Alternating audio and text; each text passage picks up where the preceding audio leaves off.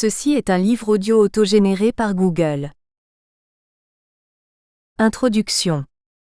La réflexion sur l'archéologie en théorie est millénaire. Elle commence à l'Antiquité gréco-romaine avec Thucydide et Hérodote, entre autres précurseurs de la première heure de la pensée archéologique. Il s'agissait, pour ces pionniers, de préciser ce qu'était l'archéologie en théorie. Les spéculations sur l'archéologie sont donc antérieures à sa constitution comme discipline scientifique au XIXe siècle. Les bases de la pensée archéologique posées par les historiens grecs se sont progressivement enrichies au fil de l'histoire de la discipline. La multiplicité et la diversité des écoles connues dans le domaine et des approches induites sont des indicateurs sûrs du dynamisme dans la production des idées et surtout, du caractère controversé, jamais univoque, de la pensée archéologique. Les archéologies se sont multipliées, chacune définissant des bases théoriques, conceptuelles et méthodologiques spécifiques. Cette réflexion est toujours florissante, de nouvelles écoles se constituant au fil du temps du fait des attitudes réfutationnistes et ou de l'émergence de nouveaux problèmes que les paradigmes connus n'aident pas à résoudre de manière satisfaisante. L'archéologie, c'est une évidence, s'enrichit chaque jour de concepts nouveaux.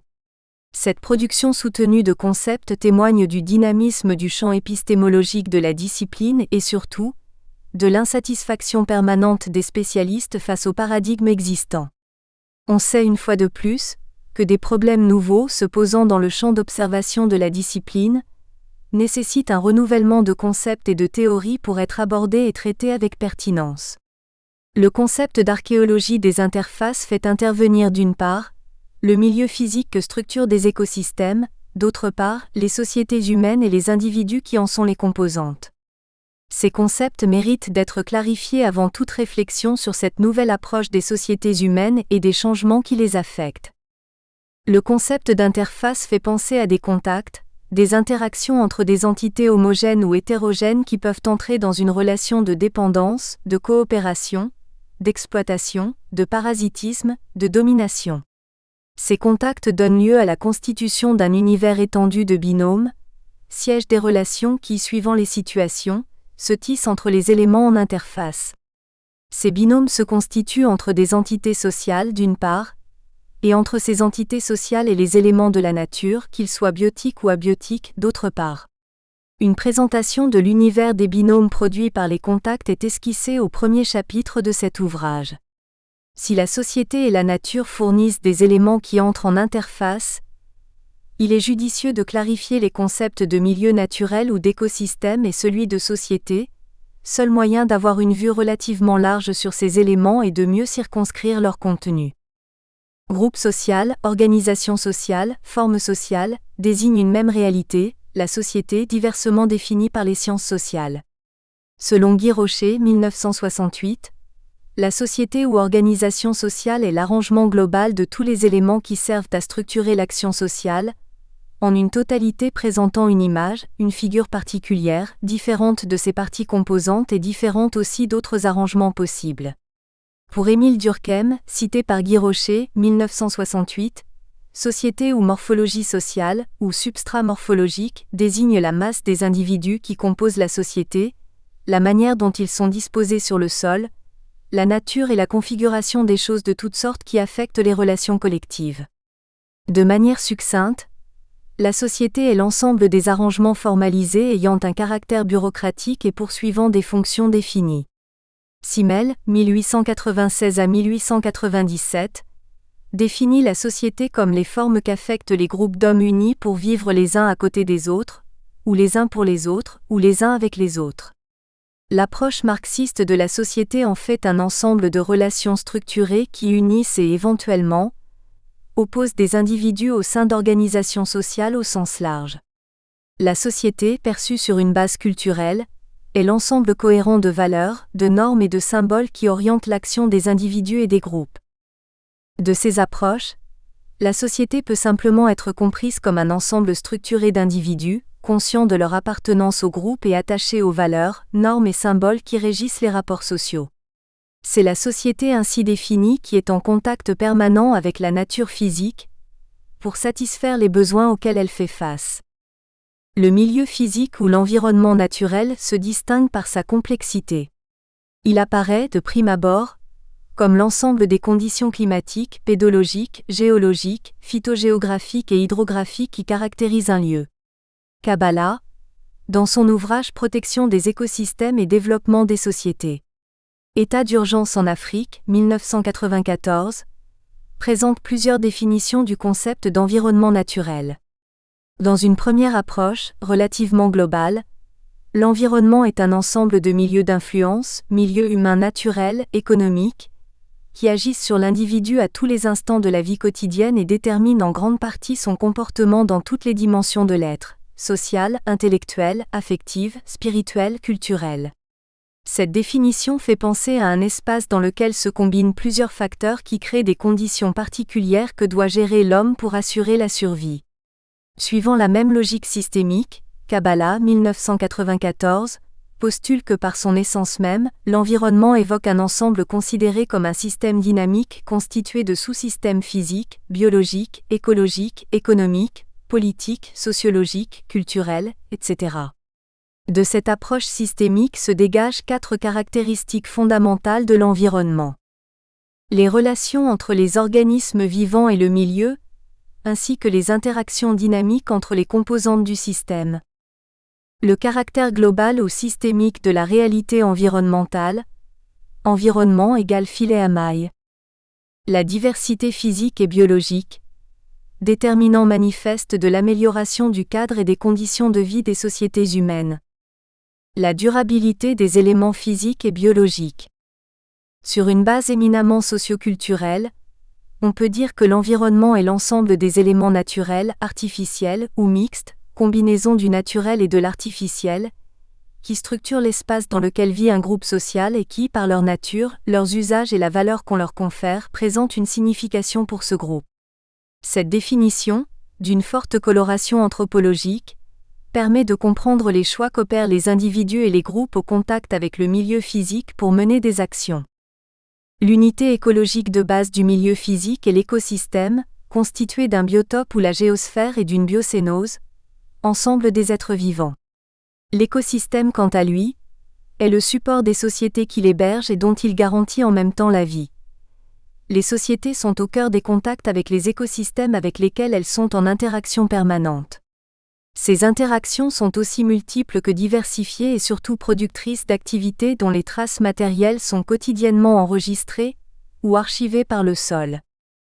L'archéologie explore ces traces depuis ses premiers balbutiements avec les antiquaires, mais ne s'est pas véritablement intéressée aux interfaces ou interactions génératrices d'activités ayant imprimé leur marque sur le milieu physique, depuis l'apparition de la première humanité dont les représentants furent Homo erectus et Homo habilis, Pic, 2005, Coppens et Pic, 2001, Pic, 2004, Pic, 1999, Pic, 2003, Lecointre-Aiguilladaire 2006. Les effets des interfaces ou des interactions ont donc, depuis toujours, bénéficié de plus de sollicitude de la part des archéologues que leur cause. La pensée archéologique, depuis les balbutiements de l'Antiquité gréco-romaine jusqu'à l'avènement de la Contemporary Archaeology, s'est développée presque à la marge des interfaces, productrices des faits archéologiques observés sur le terrain. Notre réflexion, s'appuyant sur les recherches archéologiques et ethnographiques ainsi que sur l'exploitation de la littérature, vise à sortir ces interfaces de l'ombre dans laquelle elles sont consciemment ou inconsciemment plongées en proposant une autre approche de l'archéologie qui pourrait susciter de nouvelles pratiques structurées autour des contacts homme-milieu naturel et des interactions sociales. Chapitre 1 de la préscience à la science. Aperçu historique sur la constitution de l'ARCHEOLOGIE. C'est au XIXe siècle, et au terme d'un long processus déclenché dans l'Antiquité gréco-romaine, que l'archéologie a acquis le statut de discipline scientifique et s'est autonomisée après s'être émancipée de l'histoire de l'art avec laquelle elle se confondait. L'archéologie en tant que concept mais aussi en tant que discipline a donc une histoire. Un bref aperçu sur l'histoire de la notion ouvrira une brèche sur les étapes de la constitution de l'archéologie comme science depuis l'Antiquité gréco-romaine jusqu'à l'avènement de la New Archaeology. Un histoire du mot. L'archéologie est un vieux concept forgé dans la Grèce antique par les historiens. Dans son étymologie, il est composé de archaïos, qui veut dire ancien, et logo, qui signifie science ou discours scientifique. Sur cette base étymologique, on peut définir l'archéologie comme un discours scientifique développé sur les choses anciennes ou sur les antiquités tout court. Le sens étymologique du concept est assez vague par rapport au contenu que Thucydide et Hérodote lui avaient donné, l'histoire ancienne. Faire de l'archéologie, pour les historiens grecs, était donc synonyme de produire des connaissances scientifiques sur le passé des sociétés antiques. Les antiquaires qui n'étaient ni des historiens ni des hommes de science, mais surtout des marchands d'objets antiques, entretenaient par leur travail le premier sens donné à la notion, à savoir, la science ou le discours sur les antiquités.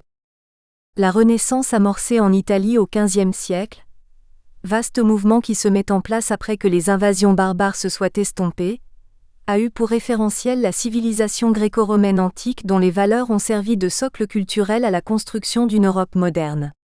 C'est au cours de ce vaste mouvement de mutation sociale, culturelle, politique et économique que l'antiquarisme a véritablement prospéré, une grande valeur étant accordée aux objets antiques. Les rapports des antiquaires aux objets ne sont pas restés figés. Par ailleurs, d'autres acteurs, des scientifiques notamment, ont aussi commencé à s'intéresser aux antiquités, posant à l'occasion les bases de leur étude. Les occasions privilégiées de ces interventions étaient les expéditions, Pompéi, Herculanum, Égypte entre autres. La science qui se construisait pour étudier ces antiquités était l'archéologie. L'archéologia des Grecs allait donc devenir, par transformation lexico-phonologique et suivant les pays de l'Europe, archéologie, archéologie, ou encore archéologia, etc. Le dynamisme de la discipline archéologique a eu et continue à avoir un retentissement conceptuel, au regard des concepts qu'il a générés. Ethnoarchéologie, géorarchéologie, archéobotanique, archéozoologie, archéologie processuelle, archéologie spatiale, archéologie environnementale, etc.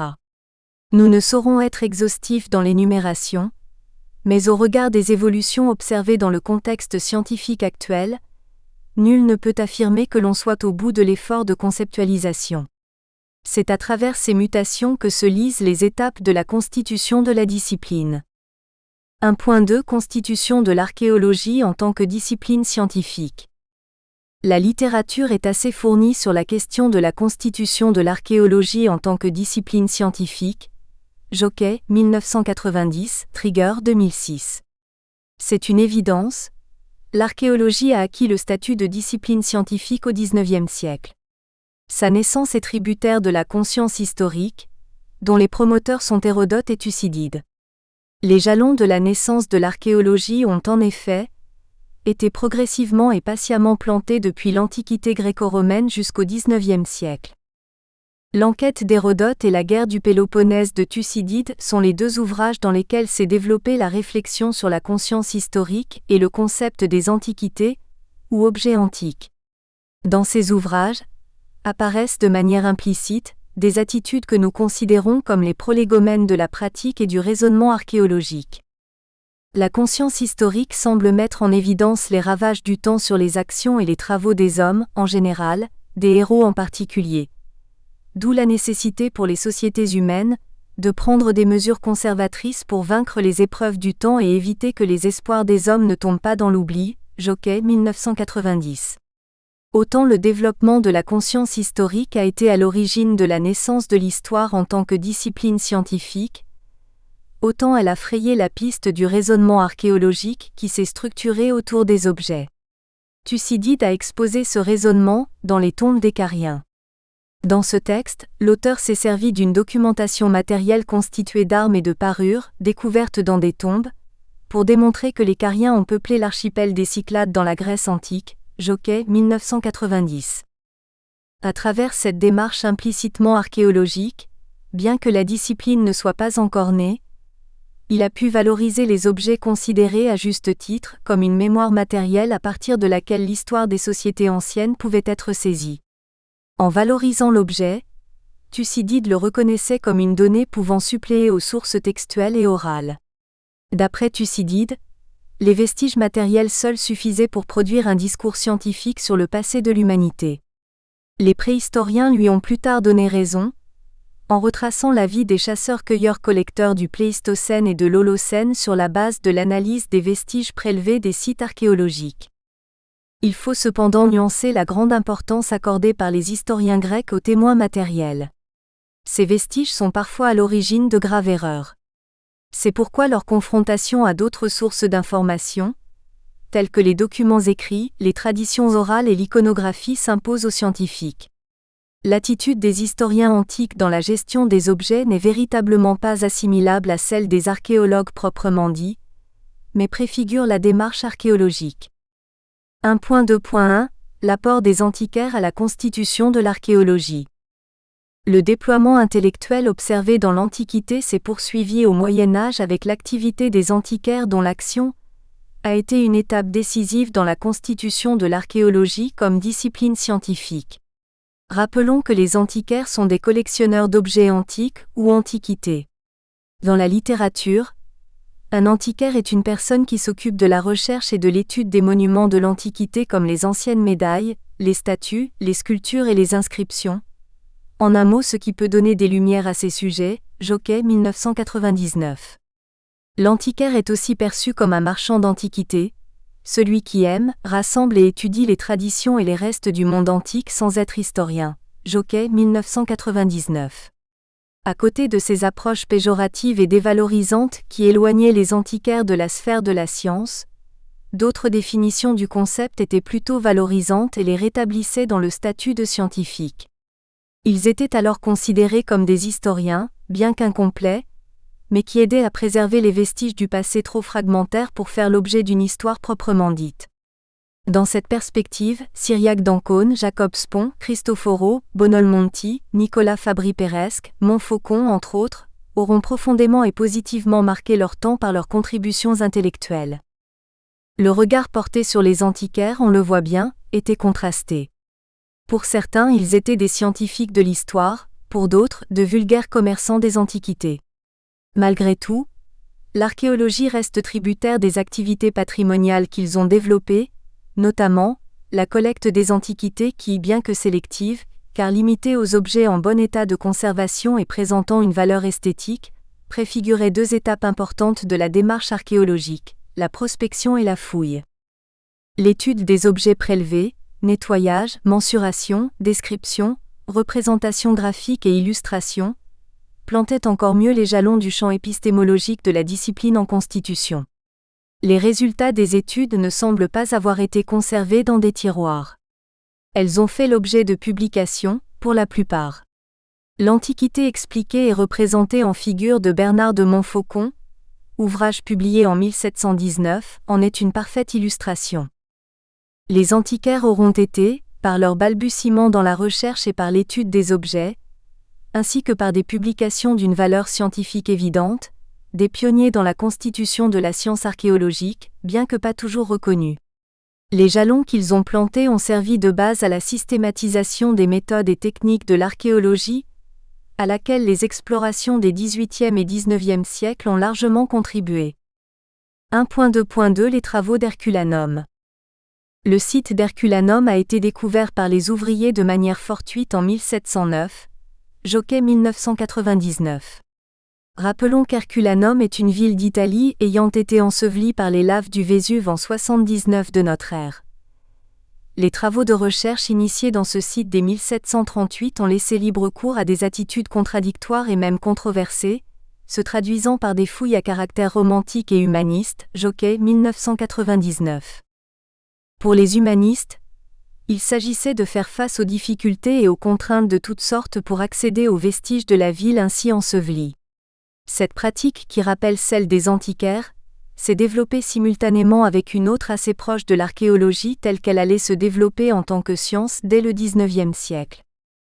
La recherche des vestiges bien conservés dénote aussi d'un certain humanisme.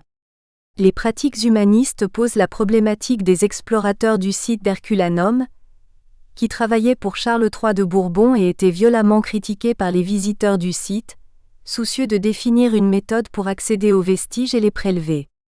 Les visiteurs ont critiqué le prélèvement sélectif des vestiges archéologiques. Pour eux, nous espérons que vous avez apprécié cet aperçu. Pour continuer à écouter ce livre audio sur Google Play Livres, utilisez le lien dans la description de la vidéo.